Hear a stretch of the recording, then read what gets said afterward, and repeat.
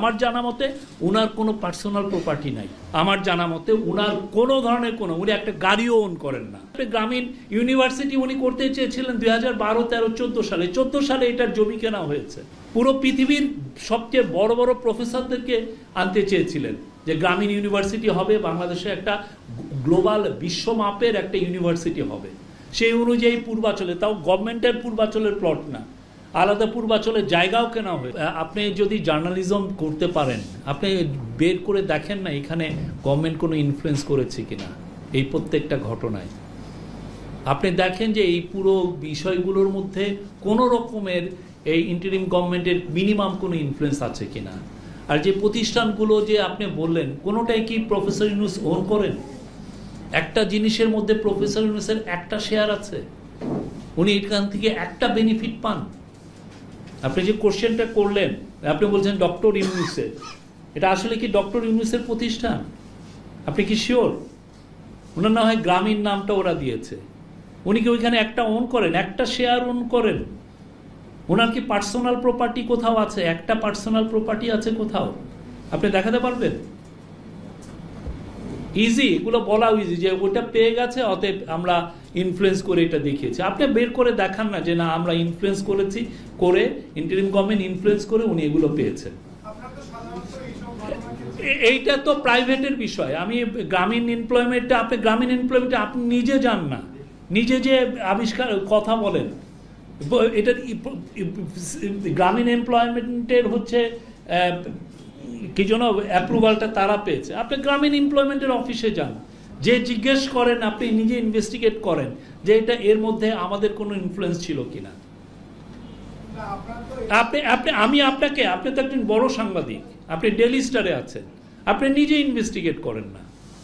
না হলে যেটা হচ্ছে যে আপনারা কিছু এগুলো দিয়ে নিজে নিজে কনক্লুশন ড্র করে আপনি এটাকে অনলাইনে ছাড়ছেন। আপনি নিজে ইনভেস্টিগেট করেন। 2009 গ্রামীণ এমপ্লয়মেন্ট, গ্রামীণ ওয়ালেট বা কি জন্য বললেন ইউনিভার্সিটি, আপনি প্রত্যেকটা জিনিসে ইনভেস্টিগেট করেন যে এইখানে প্রফেসর ইউনূস বা ওনার ইন্টারিম গভর্নমেন্ট মিনিমাম কোনো ইনফ্লুয়েন্স করেছেন কিনা। আমি সবাইকে ইনভাইট করি, আপনি একা না, এখানে যে কেউ আছেন, এবং ওইখানে ওই প্রত্যেকটা প্রতিষ্ঠানে ওনার একটা শেয়ার আছে কিনা, একটা টাকা উনি ওন করেন কিনা এই প্রতিষ্ঠানগুলোতে। হ্যাঁ, আর এই যে গ্রামীণ ব্যাংকের যে আপনি ট্যাক্স এক্সেমশন, এটা আগে ছিল কিনা আপনি দেখেন। গ্রামীণ ব্যাংক তো 1983 সাল থেকে আছে। তা আপনি যে কোশ্চেনটা করলেন তার আগে আপনার তো হোমওয়ার্ক করা উচিত ছিল যে গ্রামীণ ব্যাংক বা এই ধরনের যারা মাইক্রো ফিন্যান্স ইনস্টিটিউশন তাদের ট্যাক্স এক্সেমশনের রেটটা ইয়েটা কি। আমরা আপনাকে ইনভাইট করি, আপনি নিজে যখন কোশ্চেনটা করছেন প্রত্যেকটা জায়গায় যান, প্রত্যেকটা বিষয় আপনি খতিয়ে দেখেন ওইখানে কোনো ধরনের কোনো ইয়ে করা হয়েছে না। গ্রামীণ এমপ্লয়মেন্ট 2009 সালে অ্যাপ্লিকেশন করেছিল। 2009 সালে প্রফেসর ইউনূস গিয়েছিলেন ইয়েতে কি যেন সৌদি আরবে, সৌদি জার্মান একটা হসপিটাল চেইন ওনার কি যেন ওনার কাছ থেকে বলেছিলেন যে আপনার নার্স এবং হসপিটাল স্টাফ পাঠান। তারা আসলে রেগুলার বাংলাদেশের যে ম্যান পাওয়ার বিজনেসম্যান তাদের মাধ্যমে দিবে না। এই দিক দিয়ে নিলে যেটা হবে যে কস্ট একদম মিনিমাম হবে। তারাও চান ইথিক্যালি রিক্রুটমেন্টটা করতে। তো সেই আলোকে 2009 সালে অ্যাপ্লিকেশন করেছিলেন শেখ হাসিনা গভর্নমেন্টের ওইখানে, তারা তো অ্যাপ্রুভাল দেন নাই। তো এখন এসে যদি 2024 সালের পরে এসে যদি উনি ম্যান পাওয়ারের গ্রামীণ এমপ্লয়মেন্ট যদি ম্যান পাওয়ারের যদি অ্যাপ্রুভাল পান, এটার মধ্যে অন্যায়টা কিসের?